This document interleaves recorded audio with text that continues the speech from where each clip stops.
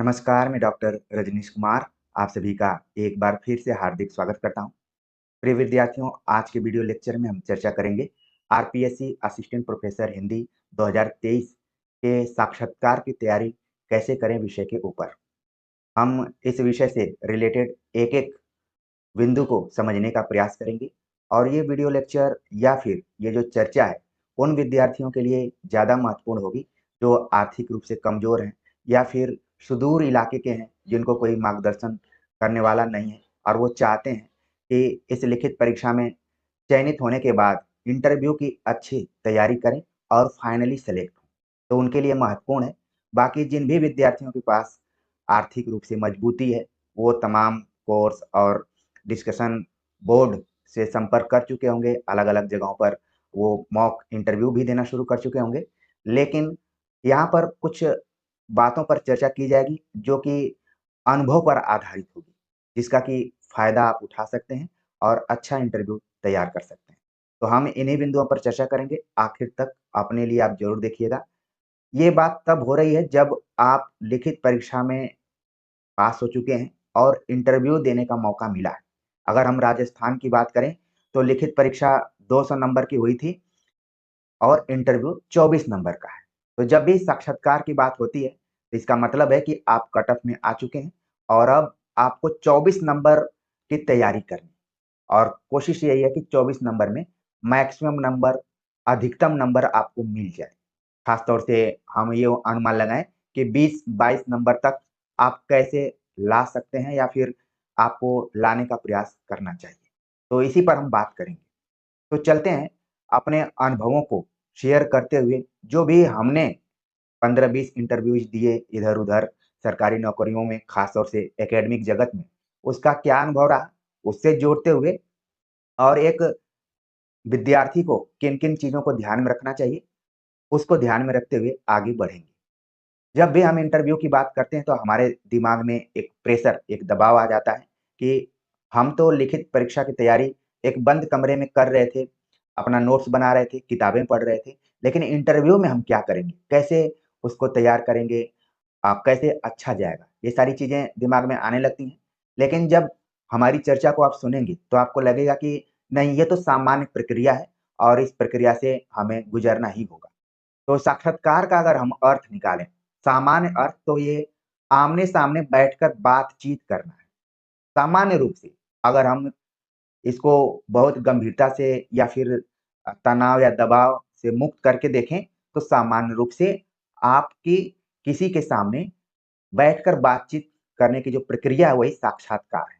यानी कि जब तक आप लिखित परीक्षा दे रहे थे, आपको कोई नहीं जान रहा था।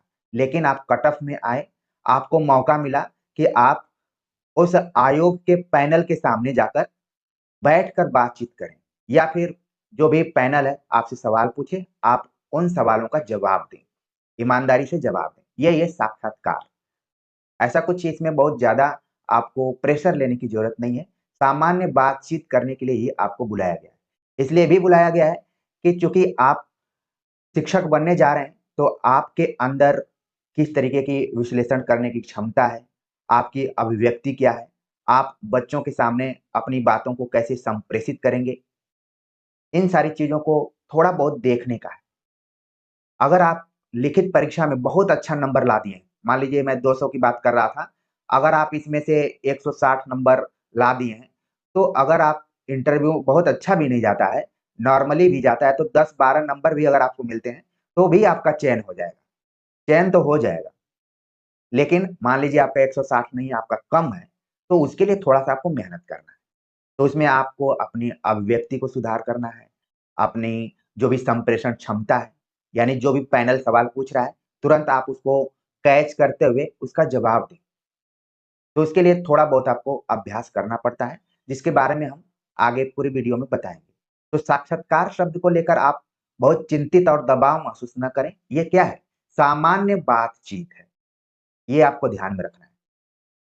साक्षात्कार का जब भी डेट उसकी निर्धारित हो जाती है या फिर पता चल जाता है कि इस चरण में मेरा साक्षात्कार है, तो प्रेशर तो आने लगता है और जिस दिन आपको जाना है, उसके 1 दिन पहले आपको नींद इत्यादि नहीं आती है, आप दबाव महसूस करते हैं। आपको लगता है कि क्या रिजल्ट्स रहेगा, कैसे सवाल पूछे जाएँगे, तमाम चीज़ें आपके मन में आती हैं, तो आपको नींद नहीं आती। तो आपको क्या करना है, 1 दिन पहले अच्छी नींद लेना है, सोकर जाना है, ताकि आपके जो चेहरे की चमक हो, वो बरकरार रहे और आप में एक एनर्जी दिखाई पड़े, ताज़गी दिखाई पड़े।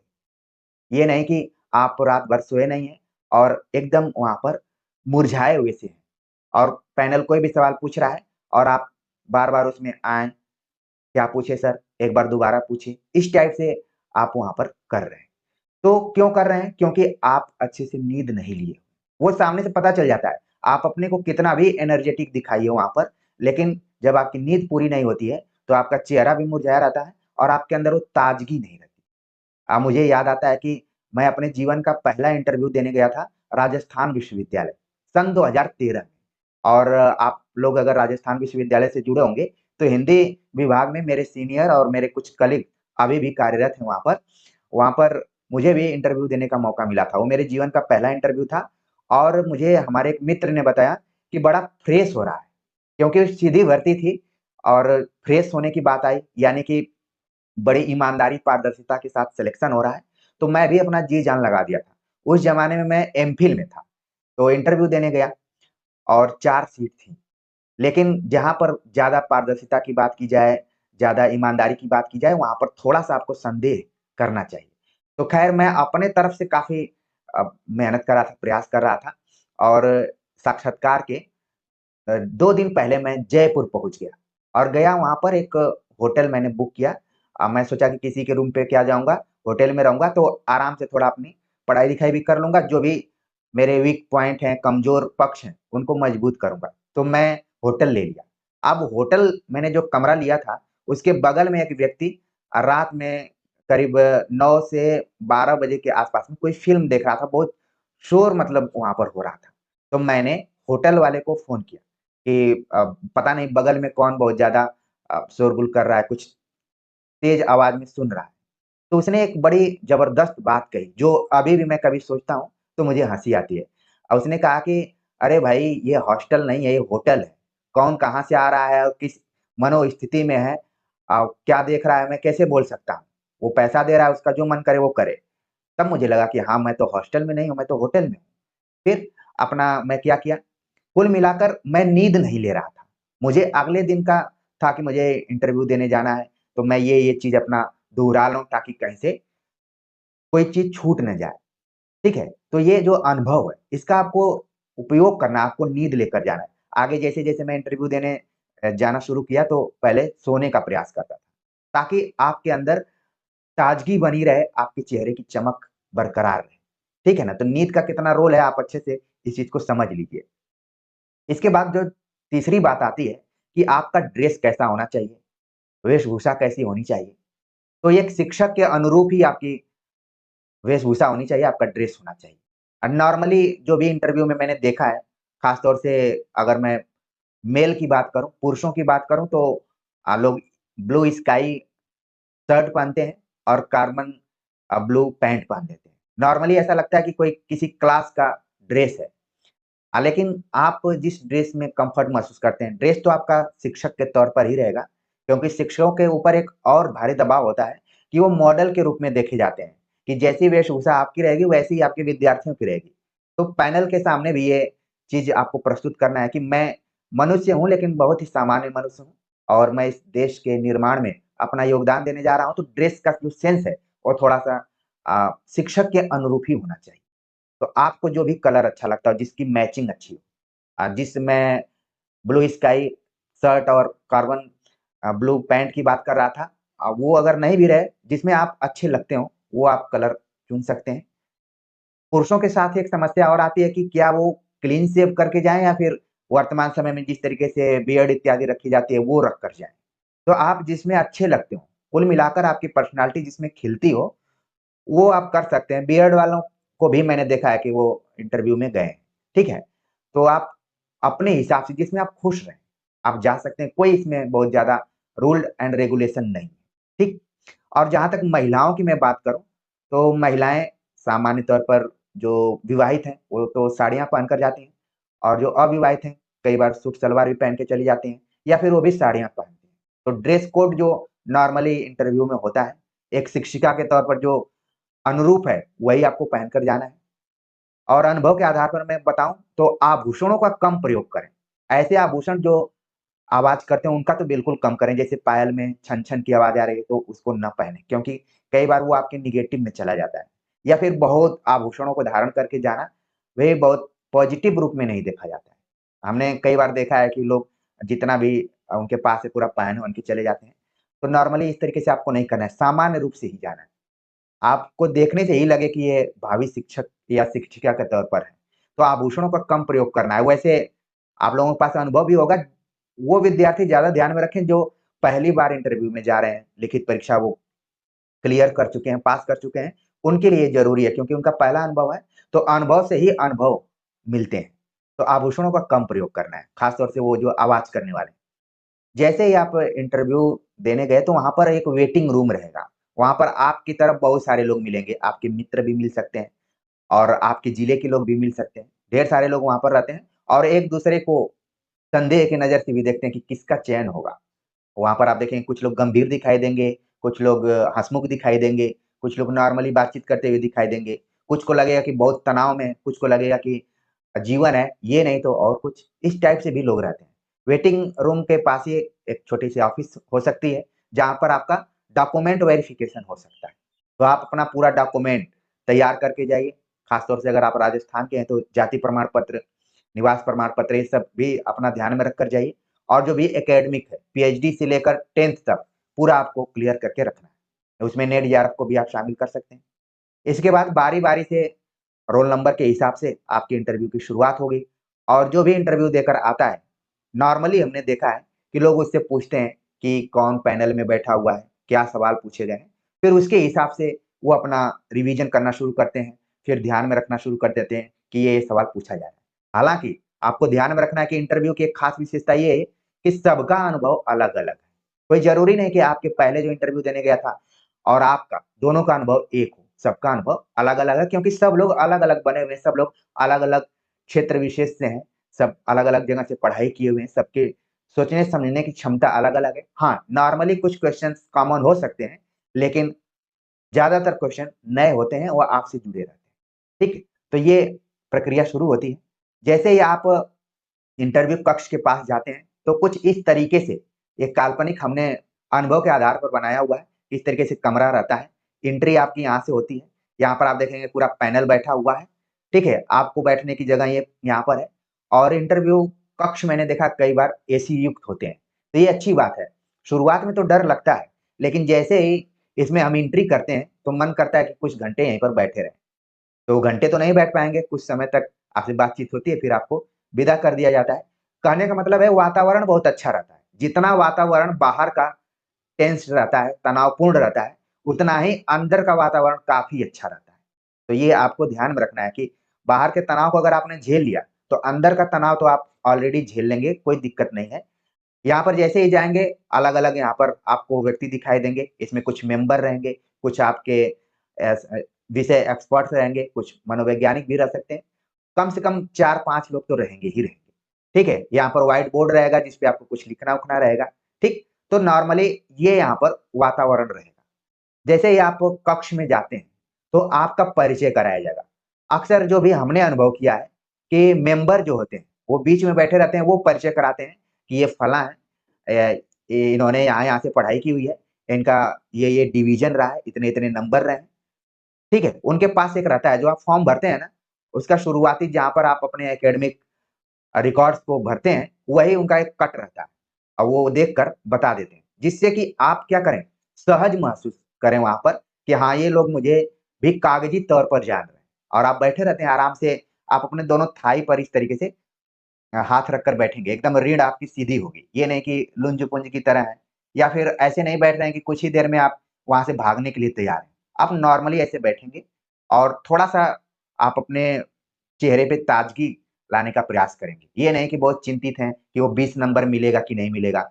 रिज़ल्ट पर बिल्कुल ध्यान नहीं देना। अगर आपके अंदर परिणाम का प्रेशर रहेगा, तो आपका इंटरव्यू खराब होगा। आपको ये मानकर चलना है कि ये लाइव हमारा खेल है और इस लाइव खेल में कई बार होता है ना कि हम खेल के पहले बहुत प्रैक्टिस करते हैं, लेकिन जब लाइव खेलने जाते हैं तो हमारा खेल उस समय बहुत अच्छा भी हो सकता है और खराब भी हो सकता है। तो आप अच्छा करने का प्रयास कीजिए। कुल मिलाकर के जो होगा वो अच्छा होगा। ये चीज़ अपने ध्यान में रखिए। ठीक है? तो मेंबर द्वारा परिचय आपका हो गया और आप कम्फर्ट भी हो गए कि हाँ, लोग मुझे अब जान गए हैं। अब यहाँ से की पॉइंट्स की शुरुआत होती है। जैसे आपको एक तरीके से मैं कहानी सुना रहा था। अब हम चलते हैं फ्लैशबैक में पीछे कि अगर ये सारी चीज़ें आप अपने दिमाग में रखते हैं, तो फिर आप तैयारी कैसे करके जाएँगे घर से, ठीक है? बाहर से। तो मुख्य रूप से इंटरव्यू की तैयारी करते हुए 2 चीज़ों का ध्यान रखना है। एक तो आपका जो महत्व है एकेडमिक रूप में है, यानी जो भी आपने पढ़ाई किया, PhD, MPhil, MA, BA, 12th, 10th ये सब जो आपने किया है, ये आपका एक परिचय है, अकादमिक रूप से और एक परिचय आपका वैयक्तिक रूप से, निजी जीवन से, कि आप किस जिले से हैं, आपका जन्म स्थान कहाँ से है, ठीक है? उस जिले का साहित्यिक महत्व क्या है? ये सारी चीज़ें, मैं बात करूँगा आगे इस पे। तो तैयारी करते समय आपको इन दोनों पक्षों को ध्यान में रखना है। अगर मैं अकादमिक की बात करें, एकेडमिक की बात करें, तो आप अगर पीएचडी हैं, तो पीएचडी के टॉपिक को आपको एकदम से क्लियर करके रखना है। ठीक है? क्योंकि बहुत सारे विद्यार्थी फ़ोन करते हैं, कमेंट्स करते हैं कि इंटरव्यू की तैयारी कैसे करें, क्या करें? तो तैयारी कुछ नहीं करना है। सब चीज़ें आपके पास मौजूद हैं, उसको रिवाइज़ करना है, ध्यान रखना है। साक्षात्कार में मेन चीज़ है ध्यान, फ़ोकस करना है किस चीज़ पे है। तो आप अगर पीएचडी हैं, तो आप अपने टॉपिक को लेकर एकदम फ़ोकस रहिए। उदाहरण के लिए मैं अपना ही उदाहरण दे रहा हूँ। जैसे मैंने पीएचडी किया अज्ञेय और मुक्तिबोध के आलोचना क्रम का तुलनात्मक अध्ययन। तो जब भी मैं इंटरव्यू में जाता हूँ, ठीक है? तो मुझसे अज्ञेय और मुक्तिबोध से सवाल पूछे जाते हैं। साथ में छायावाद, प्रगतिवाद, प्रयोगवाद, नई कविता से भी सवाल पूछा जाता है। सार सप्तक से सवाल पूछा जाता है, ठीक है? और अज्ञेय मुक्तिबोध का साहित्य तो इतना व्यापक है कि ये जिन-जिन विधाओं में रचनाएँ किए हुए हैं, उन विधाओं से भी सवाल पूछा जाता है। मुझे याद आता है कि मैं Himachal Pradesh public service commission में इंटरव्यू देने गया हुआ था, तो वहाँ पर मुझसे अज्ञेय और मुक्तिबोध के आलोचना कर्म से सवाल तो पूछे गए, साथ में पूछा गया कि अज्ञेय की एक सबसे छोटी कविता है, जो कि प्रतीकात्मक तौर पर व्यंग्य शैली में लिखी गई है, क्या आप जानते हैं? तो इतना तो मैं जानता था, मैंने कहा कि जी, साँप नाम की कविता है। तो कहा उन्होंने कि इसको सुनाइए। तो आलोचना कर्म को मैंने बड़ा अच्छे से तैयार किया था, लेकिन जो अज्ञेय मुक्तिबोध की जो कविता विधा रही है, उसमें थोड़ा मैं कम पढ़ कर गया। मुझे लग रहा था कि आलोचना से ही सवाल पूछा जाएगा, लेकिन यहाँ पर पूछ दिया गया साँप कविता से। तो साँप कविता को मैंने पढ़ा तो ज़रूर था, लेकिन कुछ लाइन इधर-उधर हो गई। तो मैडम एक थी उन्होंने सवाल पूछा था, उन्होंने कहा कि आपको याद होनी चाहिए कविता। हमने कहा जी मैम बिल्कुल याद होनी चाहिए थी, लेकिन मैंने ज़्यादा फ़ोकस किया अज्ञेय और मुक्तिबोध की आलोचनाओं पर, कि उनकी आलोचना दृष्टि क्या रही। तो उन्होंने कहा कि नहीं आगे के लिए ध्यान में रखिए। निश्चित तौर पर ये उदाहरण देने का ये हमारा प्रयास था कि आप लोगों ने किसी न किसी टॉपिक पर पीएचडी किया होगा और कोई एक खास प्रवृत्ति को ध्यान में रखकर किया होगा। जैसे मैंने अज्ञेय और मुक्तिबोध की आलोचना को ध्यान में रखा था। लेकिन इन्होंने तो उपन्यास भी लिखा, कहानी भी लिखा, कविता भी लिखा, पत्र भी लिखे, संस्मरण भी लिखे, यात्रावृत्त भी लिखे, बहुत सारी चीज़ें लिखे हुए हैं। ये बड़े व्यापक साहित्यकार रहे हैं। तो पीएचडी का टॉपिक जब मैंने चुना हुआ था, तो मैंने इन चुनौतियों को ध्यान में रखा। कि मुझे न सिर्फ़ आलोचना को ध्यान में रखना है, बल्कि जितने भी विधाओं में इन्होंने काम किया है, उनको ध्यान में रखना है। अब तो मैं धीरे-धीरे बहुत परिपक्व हो गया हूँ, पढ़ते-पढ़ाते। अब इन लोगों पर मैं अपने को थोड़ा-सा विशेषज्ञ बना लिया। आपको भी ये ध्यान में रखना है। यही है तैयारी का की पॉइंट्स। आप कितना भी पैसा देकर इधर-उधर मॉक टेस्ट दीजिए, लेकिन जो मैं की बता रहा हूँ, जो जो चाबी आपको दे रहा हूँ, वो चाबी एक अनुभवी व्यक्ति ही दे सकता है। ठीक है? तो ऐसे अपने टॉपिक को आप तैयार करके रखिए। मान लीजिए आपने एमफिल किया हुआ है, हालाँकि अब एमफिल का क्रेज़ कम हो गया है, यानी उसको हटा ही दिया गया है। लेकिन पुराने विद्यार्थी भी होंगे जो एमफिल किए होंगे, तो अपने उस टॉपिक को भी ध्यान में रखिए क्योंकि आपसे इंटरव्यू में यहीं से शुरुआत हो जाएगी कि आपका टॉपिक क्या है पीएचडी का? क्या आपने एमफिल भी किया है? आप बोलेंगे जी सर, एमफिल भी किया है। क्या टॉपिक रहा है? जबकि आप सब अपना बायोडाटा रखे हुए हैं, फॉर्म जब भरे होंगे सारी चीज़ें वहाँ पर मौजूद हैं। लेकिन आपसे पूछा जा रहा है, आपको बुलवाने का प्रयास किया जा रहा है कि कहीं आप बोलने में हिचकिचाते तो नहीं हैं या फिर कहीं रुक-रुक कर तो नहीं बोलते हैं। कई विद्यार्थी मुझे बोलते हैं कि सर आप रुक-रुक कर कई बार बोलते हैं। जब मेरे साथ मेरे छात्र बैठे रहते हैं, तो मैं धारा प्रवाह बोलता हूँ। चूंकि मैं एक बंद कमरे में बैठा हूँ और कैमरे और मोबाइल के सामने बैठा हूँ, जो कि मेरी आदत नहीं रही है। हालांकि इसमें बहुत सुधार आपको दिख रहा होगा। तो यहाँ पर थोड़ी थोड़ी शुरुआती दौर में दिक्कत होती थी। तो ये भी तो एक तैयारी है। बिना तैयारी के जब कोई आप काम करते हैं या फिर आपके लिए पहला अनुभव रहता है, तो थोड़ा सा डर रहता है। मेरे अंदर सबसे बड़ी ये डर थी कि मैं कोई चीज गलत न बोल दूं। इतने लोग मुझे देखेंगे, तो अगर मैं कोई गलत फैक्ट्स प्रस्तुत करूंगा तो लोगों का विश्वास घटेगा। लेकिन धीरे धीरे धीरे धीरे धीरे आज मैं आप जब से चर्चा कर रहा हूं, तो 1500 वीडियो में बना चुका हूं। ये एक दृढ़ संकल्प को ही दिखाता है। लोग 8-10 वीडियोज बनाते हैं तो सोचते हैं कि पॉपुलर हो जाएं, जिधर जाएं उधर लोग उनको पहचानना शुरू कर दें। हमने 1500 वीडियो बना लिया। क्यों? क्योंकि आप लोगों का समर्थन है। तो देखिए, बीच-बीच में बातें आ जाती हैं। आपको अपना पीएचडी और एमफिल के टॉपिक्स को एकदम से तैयार करके जाना है। मान लीजिए मैंने एमफिल किया मार्कंडेय पर, तो मार्कंडेय कहानीकार रहे हैं और ये प्रगतिशील कहानीकार रहे हैं। ये प्रेमचंद की परंपरा से भी जुड़ते हैं। तो हम अपना जो एमए किए हुए थे जेएनयू से, तो हमसे अक्सर एक सवाल पूछा जाता था कि मार्कंडेय की प्रगतिशीलता और जेएनयू की प्रगतिशीलता में क्या अंतर है? आप भी इसी तरीके से तैयार करके जाइए। अगर एमफिल का टॉपिक है और आप जिस रचनाकार पर किए हैं या जिस रचना पर किए हुए हैं, उसके उसके अ, विचारधारा को भी ध्यान में रखकर जाइए और जहाँ से आपने पढ़ाई की है, उस कैंपस की क्या विचारधारा रही है, इनको जोड़ कर जाइए, तो आपका इंटरव्यू अच्छे से तैयार होगा। ठीक? अगर आपने एमए किया हुआ है, एमए आप जिस विश्वविद्यालय से किए होंगे, वहाँ के जो भी शिक्षक हैं, प्रसिद्ध हैं, उनको ध्यान में रख सकते हैं। उसमें एक पेपर स्पेशली पढ़ाया जाता था, जैसे कि मैंने पढ़ा प्रेमचंद, आप लोगों ने भी प्रेमचंद, तुलसीदास, दलित विमर्श, स्त्री विमर्श इत्यादि पढ़ा होगा। तो स्पेशलाइज़ेशन भी पूछा जा सकता है कि आपका स्पेशलाइज़ेशन किस पेपर में रहा है। तो याद करिए कि आप एमए में जब थे, तो कौन-सा पेपर पढ़ते थे, ठीक है? वो आपको अब इंटरव्यू में काम में आएगा। उस ज़माने में तो आप टीचर को देख के, पेपर को देख के, रचनाकार को देख के, अपनी रुचि को देखकर चुनाव किए रहे होंगे, लेकिन अब काम कहाँ आ रहा है? इंटरव्यू में आ रहा है। बीए नॉर्मली जहाँ से आप किए हुए हैं बीए, ज़्यादातर सवाल पीएचडी, एमफिल और एमए से ही पूछे जाते हैं। इतने में तो काफ़ी बातें हो जाती हैं और वो लोग टेस्ट कर लेते हैं कि ये विद्यार्थी अच्छा है, ये भावी शिक्षक के तौर पर देखा जा सकता है। तो ऐसे ही आपको तैयार करके जाना है। मान लीजिए बीच में आपने कहीं से बीएड इत्यादि किया हुआ है, तो सवाल पूछा जा सकता है बीएड के लेकर भी। नॉर्मली कम पूछा जाता है, बहुत ज़्यादा नहीं पूछा जाता है। ठीक? तो ये कुछ चीज़ें थी एकेडमिक तौर पर आपको ध्यान में रखना है। उदाहरण के साथ हमने प्रस्तुत किया, बताया आपको, आप अपने हिसाब से उसको जोड़कर देखते रहिए, ठीक है? अब मान लीजिए आपसे पीएचडी, एमफिल, एमए इत्यादि पर चर्चा कर ली गई और कोई मेंबर आपसे कहा या फिर एक्सपर्ट कहा कि थोड़ा आप पढ़ा कर दिखाइए। तो वहाँ पर जैसा कि मैंने व्हाइट बोर्ड इत्यादि दिखाया ही आपको, तो आप खड़े होंगे और जाएँगे पढ़ाने के लिए, ठीक है?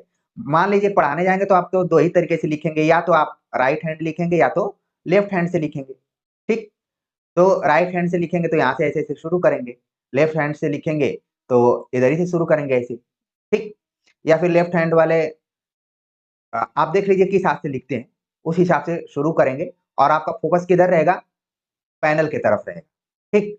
लिख कर फिर अपने विषय को एक बार टॉपिक को लिखना है, इसके बाद इसको व्याख्यायित करना है, उसको एक्सप्लेन करना है, उसको समझाना है, ठीक है? तो इसके लिए आप पैनल को खुश करने के लिए प्रयास मत कीजिए कि मैं बहुत कठिन टॉपिक ले लूँगा, तो पैनल बहुत खुश हो जाएगा कि हाँ, मुझे आज बहुत अच्छा शिक्षक मिला है, ऐसा कोई नहीं। आपको छोटा टॉपिक लेना है, आसान टॉपिक लेना है। कोई एक छोटा-सा टॉपिक तैयार कर लीजिए, पहले से ही तैयार कर लीजिए। इसीलिए तो ये वीडियो आपके लिए महत्वपूर्ण होगी। पहले से एक छोटा-सा टॉपिक तैयार कर लीजिए, जिस पे कि आप अच्छे से बोल सकते हैं। आप अपनी मजबूती पर ध्यान रखिए। आप कुछ देर तक बैठिए और अपने मन से पूछिए कि आप क्या अच्छा से जानते हैं? रस जानते हैं, अलंकार जानते हैं, छंद जानते हैं, कविता जानते हैं, कहानी जानते हैं, क्या जानते हैं? पूछने के बाद आप उसको तैयार कीजिए, ठीक है? टॉपिक छोटा होना चाहिए। तो ये तो कुछ एकेडमिक से जुड़े हुए सवाल थे। अब बात कर लेते हैं कि वैयक्तिक जीवन से। मान लीजिए क्योंकि वहाँ पर बहुत सारे लोग बैठे रहते हैं, तो कोई आपको देख रहा है, कोई आपके एकेडमिक को देख रहा है। किसी के मन में आया, बोला कि आपका नाम क्या है? मान लीजिए मैं बैठा हूँ, बोल दिया कि आपका नाम रजनीश है, तो रजनीश का अर्थ क्या है? ठीक है? तो आप अपने नामों का अर्थ भी ध्यान में रखिए। कुछ नाम बड़े ही सार्थक होते हैं, कुछ नाम निरर्थक भी होते हैं। तो सार्थक नामों पे लोगों का ध्यान जाता है। लोग चाहते हैं कि पूछें। अब रजनीश का अर्थ हमने लिख दिया कि चंद्रमा है, लेकिन एक मेरे से भी पहले बहुत प्रसिद्ध व्यक्ति थे ओशो, आचार्य रजनीश। तो किसी के दिमाग में आएगा, क्या आपका नाम उनसे प्रभावित होकर लिखा गया रखा गया है? तो मुझे न चाहते हुए भी ओशो के बारे में भी जानकारी रखनी पड़ेगी। आप लोग भी ध्यान में रखिए। मान लीजिए किसी का नाम कपिल देव है, तो जब 1983 में भारत विश्व कप पहली बार जीता था, तो बहुत लोग कपिल देव से प्रभावित होकर नाम रख दिए। किसी का नाम अमिताभ है, किसी का नाम सचिन है, अब तो सचिनों की संख्या भी बहुत ज्यादा हो गई। किसी का नाम विराट है। ऐसे ही नाम एक दूसरे से प्रभावित होकर ही रखे जाते हैं। तो कहने का मतलब ये है कि आपका जो नाम है, उसका ना अर्थ आप जरूर ध्यान में रखकर जाइए, ताकि पूछा जाए तो आप तुरंत बता दें। अब मान लीजिए आपने पीएचडी पर अच्छा बोल दिया, एमफिल पर अच्छा बोल दिया, आपने सभी चीजों पर अच्छा बोल दिया, लेकिन आप अपने नाम का अर्थ नहीं जान रहे, तो कितनी आत्मग्लानि होगी और जो पीड़ा होगी उसको तो हम माप भी नहीं सकते। आपको बार बार लगेगा कि अब मुझे जीने का मन नहीं कर रहा, अपने नाम का अर्थ मैंने नहीं ढूंढ पाया, क्या होगा इसका अर्थ? तो आप लोग ढूंढनी। हो सकता है कि इसमें कोई कोश का बड़ा ही विशेषज्ञ बैठा हो, जिसको कि शब्दों के अर्थ में रुचि हो, तो पूछ सकता है। आपका जन्म स्थान कहाँ है? वैसे तो मैं उत्तर प्रदेश का हूँ, लेकिन आप लोगों के लिए, राजस्थान के लिए मैंने दौसा शब्द का प्रयोग किया है। दौसा एक जिला है और वो जिला एक खास साहित्यकार के लिए फेमस है। आपके दिमाग में आ गया होगा कि मैं किसके बारे में बात करना चाह रहा हूँ। जी बिल्कुल, वहां पर एक सुंदर दास नाम का व्यक्ति हुआ था भक्ति काल में, और सुंदर दास नाम से तो सुंदर दास थे ही। उस जमाने में कहा जाता था कि भक्ति काल के सबसे शिक्षित व्यक्तियों में से एक थे वो, सुंदरदास। तो दौसा और सुंदरदास को आप ध्यान में रखिए, ठीक है? इसके बाद अगर आप जिस जिले से हैं, उस जिले का साहित्यिक महत्व क्या रहा है, वहां से हो सकते हैं बहुत सारे रचनाकार हो। कुल मिलाकर आपको अपने जिले को एक बार याद करना है। मुझे याद आता है कि एक हमारे सहपाठी गए थे हिमाचल प्रदेश में, और हिमाचल प्रदेश के बारे में पूरी जानकारी रख ली थी, वहां के साहित्यकारों के बारे में पूरी जानकारी रख ली थी, लेकिन उनके बायोडाटा में आजमगढ़ का उल्लेख किया गया था, ठीक है? और आजमगढ़ को देखते ही एक्सपर्ट ने कहा कि वहां के एक बड़े साहित्यकार रहे, अयोध्या सिंह उपाध्याय हरिऔध, उनके बारे में आप कुछ बताइए। तो ये ध्यान देकर नहीं गए हुए थे। अब प्रिय प्रवास इत्यादि के बारे में बताए और फिर भटकना शुरू कर दिए, ठीक? तो जब आप अपने व्यक्तिगत जीवन पर अच्छे से उत्तर नहीं दे पाते हैं, तो बड़ी दिक्कत होती है। आपको लगता है कि अरे यार, सब कुछ जानकर क्या मैंने किया, जब अपने बारे में ही अच्छे से नहीं ध्यान रखा। तो अब कम से कम आप ध्यान में रखेंगे इस वीडियो को देखने के बाद। अगर आप राजस्थान से हैं, तो हिंदी साहित्य में राजस्थानी साहित्य या फिर एक तो राजस्थानी हिंदी है, उसका क्या रोल है, इसको इम्पोर्टेंट करके आप जरूर ध्यान में रखते जाइए, सवाल पूछा जा सकता है। और जो दूसरे राज्य के विद्यार्थी हैं, फाइट करके इंटरव्यू तक पहुंचे हुए हैं, वो इसी तरीके से अपने अपने जिले, अपने अपने एरिया को ध्यान में रखते हुए जाएं। हो सकता है कुछ पैनल में आप ही के एरिया का कोई बैठा हो, जो आपसे सवाल पूछ रहा हो और आप न जान रहे हो कि मेरे एरिया का है, तो आप अपने हिसाब से तैयार कर जाइए। जैसे जब भी मैं इंटरव्यू में जाता हूँ, तो अपने गाजीपुर को जरूर ध्यान में रख के जाता हूँ, वाराणसी को ध्यान में रख के जाता हूँ, नई दिल्ली को ध्यान में रख के जाता हूँ, ठीक है? और भोजपुरी को ध्यान में रखकर जाता हूँ। भोजपुरी से तो तमाम चीजें जुड़ी हुई हैं कि 8वीं अनुसूची में क्यों नहीं है, अश्लीलता का आरोप है, भोजपुरी के साहित्यकार बहुत सारे हैं, ठीक है? भोजपुरी का अध्ययन संस्थान भी है बीएचयू में। तो ये सारी चीजें ध्यान में रख के जानी पड़ती हैं, वैसे भी आपको भी ध्यान में रख के जाना है। अब आपके मन में आ रहा होगा कि सर आपने पीएचडी वालों के लिए बता दिया, एकेडमिक के तौर पर बता दिया, वैयक्तिक जीवन में बता दिया, जो कॉमन चीजें थी आपने बता दिया, लेकिन वैसे अभ्यर्थी जो पीएचडी नहीं किए हुए हैं, वो क्या करें? उनके लिए भी मैंने सोचा है। जो पीएचडी नहीं किए हैं, केवल एमए और नेट है, वो क्या ध्यान करके जाएं, क्योंकि उनके लिए तो पूरा ये खुला हुआ है, ओपन है, उनसे तो कहीं से भी सवाल पूछा जा सकता है। तो वो ध्यान में रखें कि हिंदी साहित्य का इतिहास जो है, कालखंडगत प्रवृत्तियां हैं, उनको एकदम से क्लियर करके जाएं। जो टर्निंग मोड है, साहित्य में भी टर्निंग मोड है, जहां से चीजें बदल जाती हैं, जैसे सगुण है, निर्गुण है, अष्टछाप है, नवजागरण है, छायावाद, प्रगतिवाद, प्रयोगवाद, नई कविता, सप्तक, कहानी आंदोलन, जितने भी विमर्श हैं, इनको आपको ध्यान में रख के जाना है, ठीक है?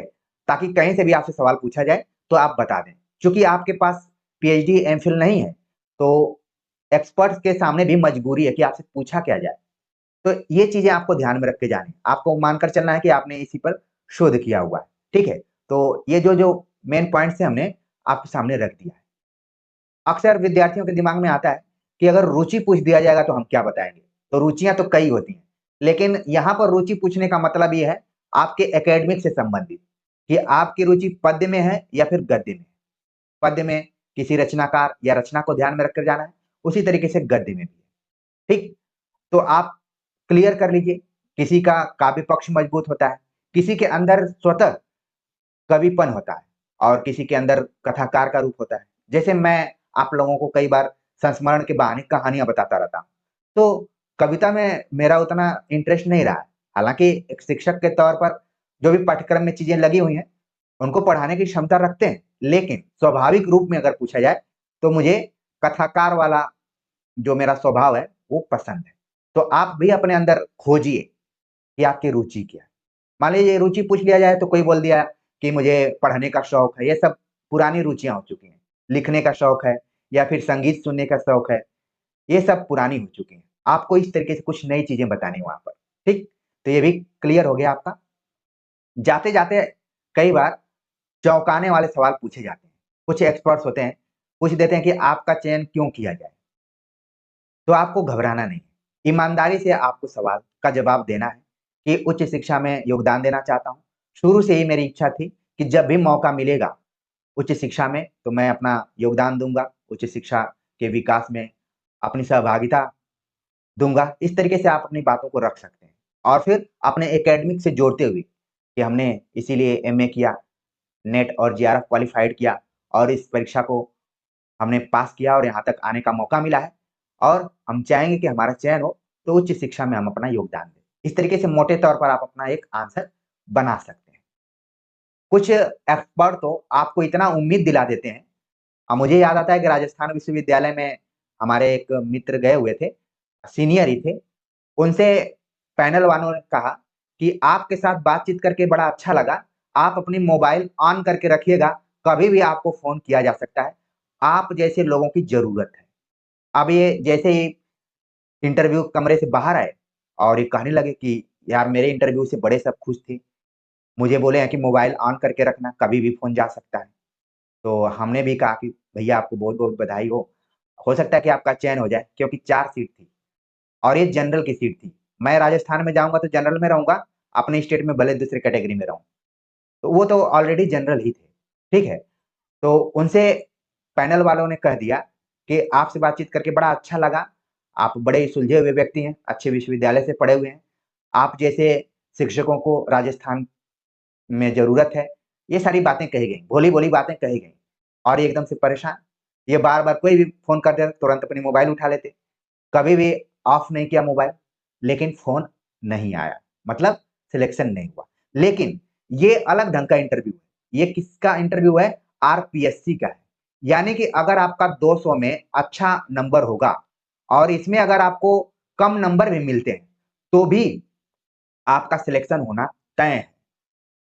ये नहीं है कि कुछ सवालों का जवाब आप नहीं दे पाए, तो आप निराश रहिए, ऐसा नहीं है, ठीक है? क्योंकि आपने ऑलरेडी लिखित में अच्छा परफ़ॉर्मेंस किया है। ये सब मोबाइल ऑन करने वाला जो झंझट है या सिस्टम है, वो सीधी भर्तियों में है, जहाँ पर अप्रोच के माध्यम से सिलेक्शन होता है। तो चीज़ों को आप समझ गए होंगे। प्रिय विद्यार्थियों, मुझे लगता है कि सबके अनुभव अलग-अलग होते हैं, क्योंकि आप लोगों का और हमारा आत्मीय लगाव है, एक-दूसरे से जुड़ाव है। आप लोगों को लगता है कि सर आप अपने अनुभव को ज़रूर अभिव्यक्त कीजिए। हमने सीधी भर्तियों का अनुभव आपको अभी बताया ही नहीं। एक तो राजस्थान का होने की वजह से मैंने बता दिया। अभी तक जितने भी अनुभव हमने आपको बताए, वो सब public service commission assistant professor exams थे। हिमाचल प्रदेश से लेकर छत्तीसगढ़ और इधर गुजरात से लेकर बिहार तक का जो भी अनुभव रहा, उन सभी अनुभवों को जोड़कर हमने यहाँ पर रखा हुआ है। इसी तरीके से कॉमन सवाल पूछे जाते हैं। नॉर्मली सहजता के साथ आपको आंसर देना है। जो आंसर आपको नहीं आ रहा है, ईमानदारी से आपको बोल देना है कि इसका जवाब मुझे नहीं पता है, लेकिन हम प्रयास करेंगे यहाँ से जाने के बाद कि इस पे विचार करें, और बड़ा अच्छा लगा कि पैनल ने मुझे एक नई दृष्टि दी है। इस तरीके से कुछ पॉजिटिव आपको ध्यान में रख के जाना है, ठीक है ना? परेशान बिल्कुल नहीं होना है। कई बार इंटरव्यू खराब होने के बावजूद भी अच्छे नंबर मिल जाते हैं, ये भी ध्यान में रखना है। कोई ये नहीं कर सकता कि मेरा इंटरव्यू बहुत अच्छा गया हुआ है। कई बार इंटरव्यू का मूल्यांकन हम समय के आधार पर करते हैं कि फलाना आधा घंटा दिया, ढिकाना 45 मिनट दिया। कुछ वाचाल किस्म के अभ्यर्थी होते हैं जो बोलते हैं मेरा इंटरव्यू 1 घंटे चला। अब कौन जान रहा है कि उस कमरे में बैठ के आप चाय नाश्ता कर रहे हैं या फिर सवाल-जवाब हो रहा है? ये तो आप ही बता सकते हैं। कई बार हमने अनुभव किया है कि इंटरव्यू कक्ष में जाने के बाद अभ्यर्थी चुपचाप बैठा रहता है और जो पैनल वाले हैं, वो कभी नाश्ता कर रहे हैं, कभी कुछ लिख रहे हैं। वो बोलते हैं कि बेटा 2 मिनट बैठे रहो। लेकिन बाहर वालों को तो लग रहा है कि उस अभ्यर्थी का खूब तगड़ा मुकाबला चल रहा है। वो ताबड़तोड़ बैटिंग कर रहा है उधर। लेकिन अभ्यर्थी तो चुपचाप बैठा हुआ है और पता चला कि वो सोच रहा है कि अब शुरुआत होगी तो मैं क्या बोलूँगा, कैसे बोलूँगा? तो टाइमिंग से आपको बहुत इसका मूल्यांकन नहीं करना है। बहुत लंबा इंटरव्यू खराब नंबर दे सकता है और बहुत छोटा इंटरव्यू या कम समय का इंटरव्यू बहुत अच्छा नंबर दे सकता है। तो ये सारी चीज़ें आप अपने दिमाग में बिल्कुल मत रखिए, सहजता के साथ इंटरव्यू देने जाइए। आप लोगों को बेस्ट ऑफ लक और उम्मीद यही करेंगे कि 24 नंबर के इंटरव्यू में 18 से 22 के बीच में आपका नंबर मिल जाए आपको, आपका सिलेक्शन हो जाए। ठीक है? तो हमारे दिमाग में जो भी बातें थी, हमने बड़ी ईमानदारी के साथ रखी हुई हैं और ये तभी पता चलेगा जब आप लोग कमेंट्स करेंगे। तो कमेंट्स का इंतज़ार रहेगा। मिलते हैं एक नए टॉपिक के साथ, तब तक के लिए नमस्कार।